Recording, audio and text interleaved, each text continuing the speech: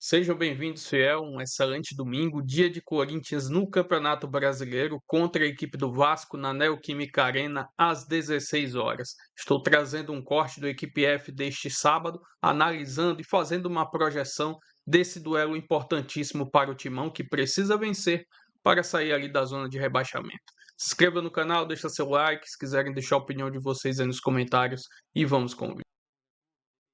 E amanhã um jogo interessante, né? Do Diniz reencontrando o Vasco. O Diniz, 5 jogos que não toma gols, hein? Sim. O dinizismo em nova versão, seguro defensivamente. E o Vasco tentando engrenar novamente com o Renato Gaúcho. Voltou a vencer no Brasileiro, venceu na Copa do Brasil e agora tentando uma nova boa sequência. Pois é, né? Mas o Corinthians como mandante na história do Brasileirão de 2006 para cá, por exemplo, são 10 vitórias. Então, assim, é um negócio impressionante. 3 empates ali, só uma derrota pro Vasco como mandante. Jogar amanhã na Neoquímica Arena. Esse tabu, esse negócio aí de história, professor Celso Zelt, entre em campo amanhã, momento muito diferente. De 2006 pra cá, muita coisa mudou. Seja bem-vindo, boa noite. Verdade, Luciano. Boa noite, Silas, boa noite, Breiler. História não entra em campo, mas essa é uma história recente, né?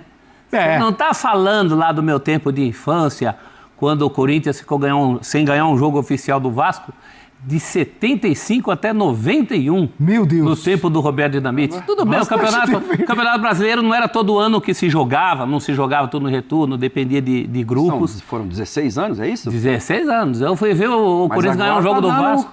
Quase 20, né? Então, mas agora tem essa agravante, né? Jogam toda hora e por muitas competições. Então, nessa conta aí, você tem... Recentemente, final de Copa do Brasil, Corinthians e Vasco um pouquinho antes fizeram uma história em Libertadores. Deu Corinthians. Deu Corinthians. Então, é história, mas é uma história recente. É uma história que envolve muita gente que está em campo, que está treinando. O Diniz acabou de treinar um, está treinando o outro. Sim. Então, é uma história que diz respeito a quem joga hoje em dia. Realmente, é a maior freguesia entre clubes grandes. É paternidade que chama hoje em dia, né? É paternidade. O Boca Júnior é bem filho nosso do São Lourenço lá no paternidade. Os caras estão melhorando lá, Não se esqueçam disso aí, tá bom? Terça-feira pega o Santos lá, hein? Tem isso, só isso aí. Cruzeiro. O Santos, São Lourenço, Cruzeiro e Boca. Deixa eu dar meu boa noite aqui pro professor Silas. É sempre um prazer estar aqui com o Silas. Esse nome aqui dos canais ESPN, a gente tem o prazer de estar com você. Professor Silas. Tem professor Diniz. E fechou Celso. Fechou Celso. E professor Renato do outro lado. Baita de um confronto, é legal. Esse confronto tem história dos dois lados. O professor Celso Zelt já trouxe aqui essa história do Diniz reencontrando o Vasco. Tem muita coisa pra gente falar desse confronto dos dois professores também. Um abração pra você, Lu. Um abraço o Breiler, Celso, pro fã do esporte que tá com a gente. O Elton também, né, que já foi mencionado aqui. A gente só não lembrou e não falou daquela grande atacada do Cássio contra o Diego Souza. Essa foi no Pacaembu, né? Copa Libertadores. No começo do Mundial ali, né? Se aquela bola tivesse entrado, não sei se o Cássio seria o melhor goleiro da história, não sabemos se o Tite seria todo esse treinador que a gente, né? É o futebol. E agora essa não virou uma rivalidade. O drible que o Breno Bidon deu no Cauã na final lá no Maracanã foi coisa de outro mundo também e que culmina no gol, né? Do Memphis Depay ali, a assistência do Yuri Alberto. Então, assim, não chega a ser uma rivalidade daquelas de bronca, mas é uma rivalidade, tudo para ser um jogão. Pelo que eu vi, é provável escalação, Ranieri volta no meio campo, Ranieri é muita força, Thiago Mendes do outro lado, capitão do Vasco. Tava na dúvida, né? Thiago Mendes talvez não jogue. Então, as prováveis, né? Sim. Porque mas viajou, veio para fala muito quando o Ranieri não está, e se fala muito a favor quando o Thiago Mendes está como esse capitão que assumiu aí. Então, tudo para ser um grande jogo, um jogaço na Neoquímica. Tabu é feito para ser quebrado, mas do lado de cá tem um cara, do lado de cá Corinthians, que conhece Vasco ali, né? Cada cantinho lá de São Januário e do Vasco também, né? Surpreende vocês, Fernando Diniz, com esse novo dinizismo, com essa defesa ali, ó, uma defesa que não toma gol, pelo menos não toma gol. Pois é, o que tá acontecendo? Mas, ó, do outro lado, o ataque tá devendo um pouquinho. O ataque não tá nem chutando pro gol, né? Então. O jogo contra o Vitória acaba sem ter chutado a gol. O jogo da Copa do Brasil fez o gol no único lance que poderia ter feito. E o Diniz sabe disso, ele está esperto para isso. Agora, é curioso essa situação, a gente está elogiando a defesa do Fernando Diniz, mas não adianta nada, que tem uma conta aí que está indo para a comanda dele, ele não toma gol, mas está no Z4. Está no Z4. A situação é ganhar esse jogo, é um jogo de 6 pontos, o nosso Rincon passou aqui, falou, lembrou isso. Como jogo de 6 pontos foi um certo Corinthians e Inter pela classificação, que o Corinthians perdeu em casa, já se deu o luxo de perder para um rival direto, que hoje só está na frente do Corinthians na tabela por causa daquele resultado. Então essa matemática à parte no campeonato, à parte todas as pretensões desses clubes no campeonato, eles são clubes ali que a tendência é eles brigarem pelas mesmas posições, pelo mesmo pedacinho de queijo, como já foi no ano passado, né? Vasco, Corinthians, Santos, o Inter. Então é jogo de 6 pontos. Para o Vasco também. Para o Vasco também é jogo de 6 pontos. Mas meio cheio, meio vazio. Porque assim, Libertadores, tudo bem. É meio vazio. Copa do Brasil, nesse começo tudo bem, mas no Brasileirão tá no Z4. Incomoda? Tá muito Incomoda, vazio. Né? Tá muito vazio. Porque desses times todos, eu acho que é uma situação diferente da do Cruzeiro, por exemplo. O Cruzeiro ocupava um Z4 mais ilusório do que o Z4 de times mais curtos, de times que nos últimos anos têm se acostumado. Há quantas temporadas nós estamos falando aqui de Z4, de Vasco, Santos e também de Corinthians? Por que não? Quando o Memphis Depay chega, na outra temporada, o Corinthians dá uma grande arrancada, mas a partir de uma campanha de medíocre para baixo. Então está na hora de pensar um pouco na vida, né? Tanto Corinthians quanto o Vasco. Estão frequentando muito essa zona aí para o tamanho que eles têm. Eu fiquei curioso, sabe por quê? Porque o Viola ali, ó, nosso parceiro Viola aqui, ele tá meio preocupado com o técnico do time dele. Só que o Diniz já foi técnico do time dele. O Viola falou que o Miller é melhor que o Mbappé. Ô, Viola. O Miller jogava bola, mas calma aí. Não dá, né? Ô, Viola, abraço aí. O Viola tá dando risada. Eu mandei pra não é. É que o Diniz já foi técnico do time dele.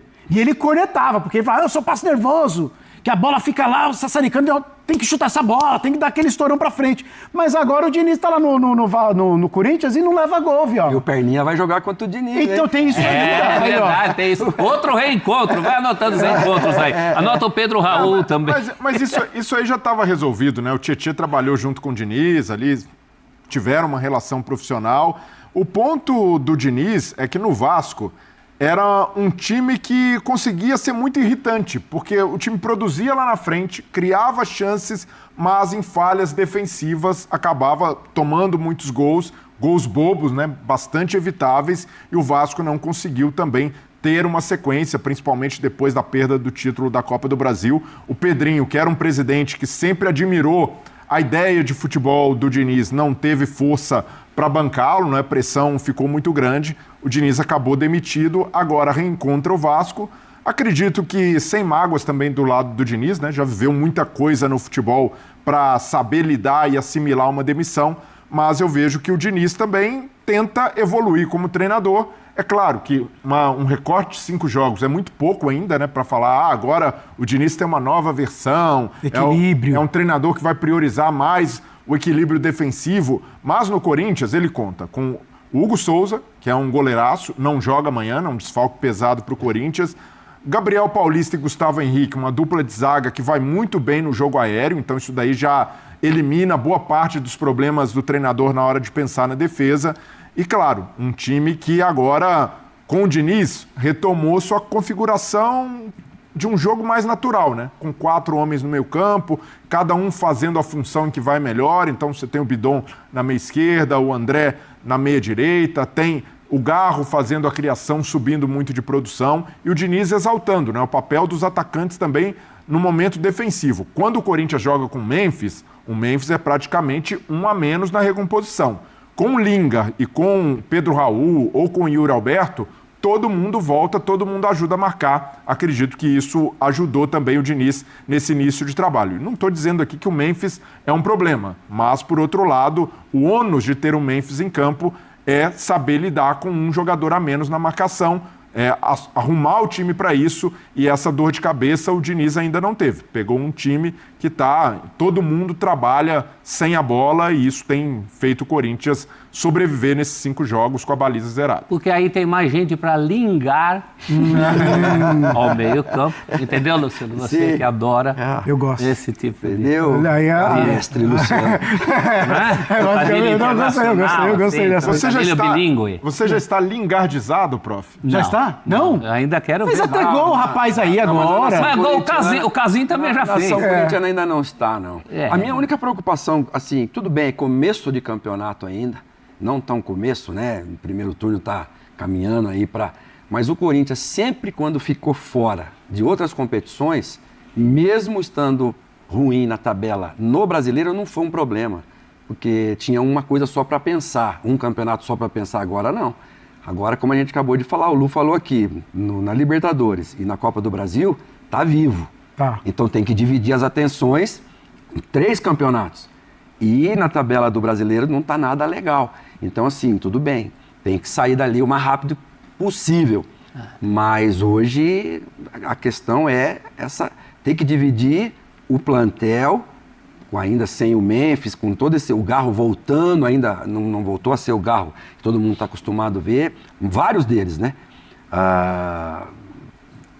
Retomar o trilho no Brasileiro também. E por incrível que pareça, Silas e amigos, se tem uma gordurinha para o Corinthians hoje, é na Libertadores. É na Libertadores, é líder do grupo. Seria o mais... 2 vitórias, é isso. Se ganhar do Peñarol, se faz a lição de casa contra o Peñarol, e a gente sabe que o Peñarol hoje é muito mais a camisa do que qualquer outra coisa, é bem viável supor que o Corinthians faça uma boa partida e vença o Peñarol no jogo na Neoquímica, que está praticamente classificado na Libertadores.